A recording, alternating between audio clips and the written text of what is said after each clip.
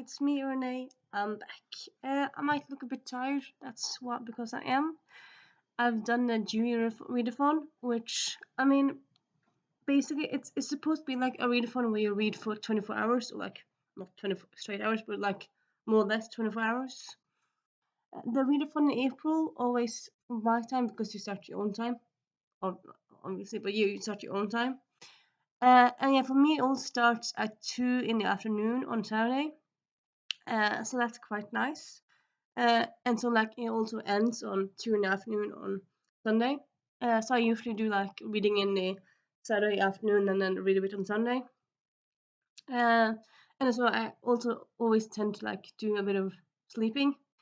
This time I end up staying awake until like 3 in the morning and then going to bed. So yeah, I'm a bit tired now. I'm quite tired. But yeah, I also have a bit planned to like read a bit more later today. But I kind of want to film something. I actually put on the camera an hour ago because I had thought to film a library haul, and then I discovered, oh, I have filmed it. So yeah, sometimes you can forget which haul you have filmed and what you haven't. But yeah. Anyway, this is kind of an update with the libraryAthon and like the library books because the library books were gotten because well I wanted to read them, but also because it's the libraryAthon in April, hosted by Books Brewing. So it's all about reading the books you find from the library, not just going to the library, borrowing them, and then having them on the table, but actually reading them. Yeah, so yeah, some of them these I now have read, which I am pleased with. Some I have not yet, but like I feel like there's two that I just got from the library, so I think maybe I didn't post them in the last library haul. I think I didn't. So I'll show you these first. We have Around the World in 50 Years. This is a travel log about someone who goes around the world. So that's gonna be fun. And then we have Farlige Språk by Otta Grepstad, a Norwegian book all about languages around the world and how sometimes languages are dangerous. Dangerous. So like language conflicts and stuff. So yeah, that's gonna be an interesting read. And now to the books that I have. Now to the books that I have read. So I picked up A Force actually last week. I did like it, but like I thought that this was gonna be like a team up because I've heard that A Force. So I feel like at least there's at least one. Well, I think at least several team ups with female superheroes in the Marvel universe. This one, they had stories from all these characters and also all these, but they didn't team up and meet. And then I went to the library the other day, kind of looked at 102.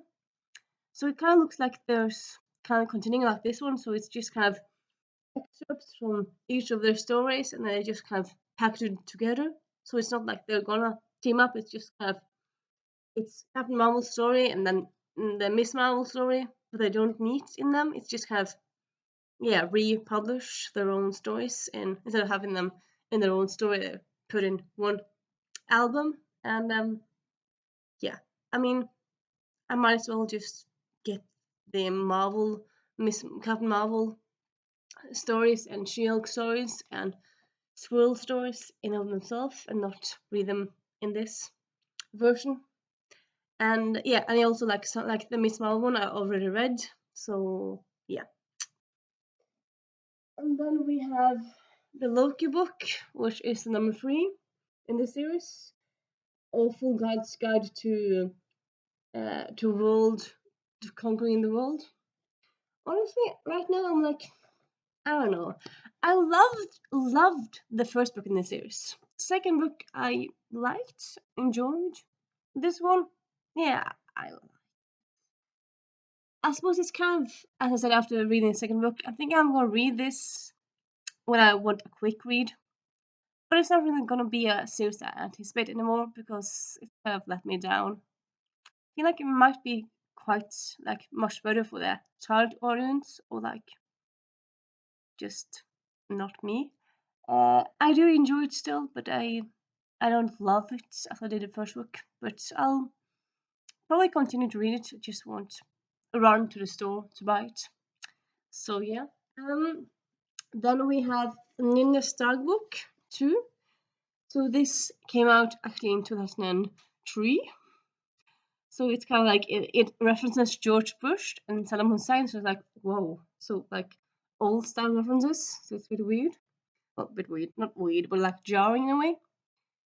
But yeah, it's a diary formed story, or diary told story about Linda and her life. She's a journalist. So I suppose it's kind of like a Danish Bridget Jones in a way. I mean, it's kind of the same thing. Like it's her not having her stuff together, going on bad dates, going on good dates, stuff like that. And yeah, I very much enjoy this one. Read it yesterday in like 3 hours, and yeah, enjoyed it very much. I feel like it's available in English as well. I might be wrong here, but I think it's available. I think like at least the first book. I feel like it's available in English because I feel like it was kind of it had a movement in when this like book came out. And like it had a movie and also a TV series, so it had it wasn't just some books. But yeah, I very much enjoyed this one. So yeah, this was fun. And then yeah, I read One Summer in Sicily by Nancy Barone. So honestly, like if I was smart, I would have DNF'd this. For some reason, I can't force myself to finish it. Why did I do that? I don't know. I suppose because like I had like a tiny bit of interest, so I didn't really completely want to finish it, like DNF it.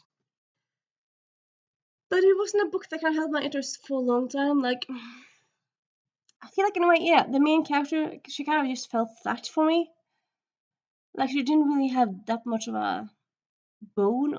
No, she kind of she felt flat. She didn't really feel alive. She kind of felt like a cardboard character. It was just yeah, yeah, it wasn't all that interesting to me really.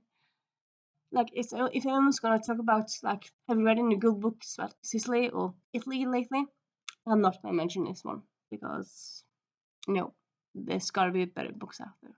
Has to be. Has to be. So yeah, and yeah, this was a little I don't know what yeah, a little update also. So I did actually start Iron Widow. Like I read the first page a few days ago, and so far I'm like, okay, so this seems to be like a complicated, like a big world, and you just thrown out into it. So it's like maybe I should just return it to the library because I'm not sure I'm gonna be in headspace for this like right now. And like except the libraryAthon, this won't work for the other readathons I'm doing. I suppose I could still give another try before because I have a little bit before I have to give it back to the library. But yeah, as of not right now, I'm not really in the headspace or the mood for it right now. I'm kind of feeling a bit stupid for it. Like I suppose in a way, yeah, didn't want to read this because like it's so hyped, and I'm like reading it. It's like this seems so complicated. Will I be able to understand it and stuff? And yeah, I don't know. That's my thought about that one really. And then I did finish Dyrene som forsvant by Line Renselbråten. So this is a Norwegian book, all about so it's excavated, all about extinct, extinct. So animals that aren't in existence anymore. Yeah, they're totally dead.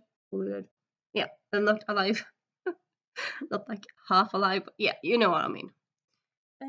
So there's this like very beautiful art, and there's like one page more or less about like the animal, and then you have like some fun facts. And yeah, I thought it was quite beautiful and interesting, and definitely I would say like a nice gift if you have like a 7, 8, 9-year-old who likes animals. This is a good gift for them. I mean, though again it's a Norwegian book. I suppose maybe you could buy it and like you watch the pictures. So beautiful pictures. Always have the same. Just very beautiful. But yeah. Yes, I suppose that is kind of it for now. What I suppose what is my plan for like the next few books I'm gonna pick up from the library? I'm thinking. Oh yeah, sorry, almost forgot. I did read Crookhaven by J.D. Arcano on Friday, and yeah, well, this is another one of those books. I can't say it's just completely a book that exists because it has a amazing books. No, yeah, I would say like it's more like a 2.5 read for me really because I love the idea behind this book, very cool idea, and I like the characters, I like the plot. It is cool, and it's not like uh, it has like some good things about it. Like the chapters are not too long, so that's nice. And it's not very predictable. You can't really guess who the villain is. So that's cool. And this nice illustrations around the chapters. That's cool. But and there's a but coming here. Honestly, to be completely honest, this whole book kind of felt like a big prologue. Like I mean, you were kind of introduced to the world, but I kind of feel like, well, couldn't the world building still have been better? I feel like there's so much we don't really know about the world. And yes, it's the first in the series, but I feel like you can still tell us more about the world. So far, I'm like, there's so much we don't know, and can't we know a bit more in the first book? I feel like you kind of were told too little in a way. But also, like, I feel like books like this, when okay, so it's a school for thieves, so it's like, okay, cool. So you're gonna see a lot of people stealing stuff and things. No, it's just a whole lot of talking about stealing stuff. It's school for thieves, so they are taught about thieves and burglary and stuff. But it's not like a whole lot of, oh my god, what's gonna happen next scenes. It's not a whole lot of scenes where like, okay, everyone's in danger, what's gonna happen? So you have like this big exam at the end of the year in the school, and also at the end of the school year you have one scary incident, and that's it. There's not like several incidents throughout the book. It's one at the end, and then at the end of the last page ends on a like cliffhanger, ends on kind of like, oh, so like a more like a mind cliffhanger and then like a real cliffhanger, like, oh, that's like you're curious about what book 2 is gonna be. But yeah, all in all, it kind of felt like a big prologue. So yeah, don't read this one if you're in a mood for something fast paced and where a lot of things happen, because that's not what you're gonna get. No, you're not gonna get that. Do you know that there's at least 2 more books out in this series? Like this one was first translated into Norwegian, but I think at least there's two more out in English. So I do quite want to read the rest of the series, and hopefully the rest of the series is quite like is a whole different level from this one. But yeah, it's not one of the best first books in the series I've read ever, really. And you might also say like, well, it's a first book in the series. Can first books ever be really good? Yes, they can. There's lots and um, lots of examples of that. Lots of examples. Like for example, and that wasn't um, that wasn't a library book, but just as an example, I also just finished this book, or just finished this today on Sunday. This kind of, in a way, has a bit of the same ideas on this one. They both have characters who are morally grey. They both have hackers and thieves and kind of stuff like that. In this one, the world building is much better. You much quicker understand like why they're morally grey, but yeah, they're in a good way, and they use it for they use their they use their knowledge for good. In this one, it's just getting myself, boom, yeah. In this one, it's just, yeah. This one, like 2.5. This one, 5 million stars. Like, this is one of the best books I've read, honestly, in my life. This, and maybe it's a bit harsh, but I might say it's one of the worst ever. Well, one of the worst. It's at least far, far in different league than this one. It's completely different leagues. Like, if I'm going like to show you in like a visual way, I would have to put this at one end of the city and then this in the other, because they're completely different leagues. So yeah, so that's that really. So I suppose just a little sneaky peek. This one is a very highly recommended book. Highly recommended yet. Read it. And yeah, but yeah, that's all the books I have read. I'm thinking that I want to pick up A Most Intriguing Lady by Sarah Ferguson soon. I think like I might do that. Sounds like a nice book to pick up.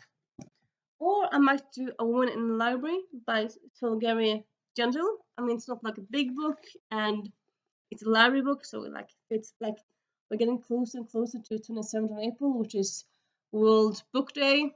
So yeah, want to have some book themed books for that time. So yeah.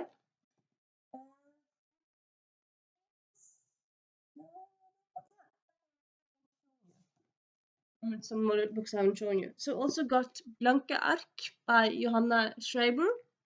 So this is a book all about the publishing industry. It's a publishing company in Sweden, and the main character also has ADHD, so that's kind of also a nice aspect. She has a idiot of an ex-husband. She has a kid that she has to raise with him. So yeah, lots of things happening, and yeah, it's just a very funny, entertaining story. This is second in a trilogy. Yeah, trilogy. And then we have Glorious Exploits by Farida Lan. So this is a comedy about ancient Greek, or set in ancient Greek. It's one of those. It's got lots of good reviews. So yeah, curious, excited to pick up this one soon. So yeah, that's my dear friends. Is it for today for this video? If you agree or disagree with any of my thoughts, if you have any cool library books you just read yourself, talk about those. If not, you can post a book emoji in the comments, and I'll see you soon. Bye!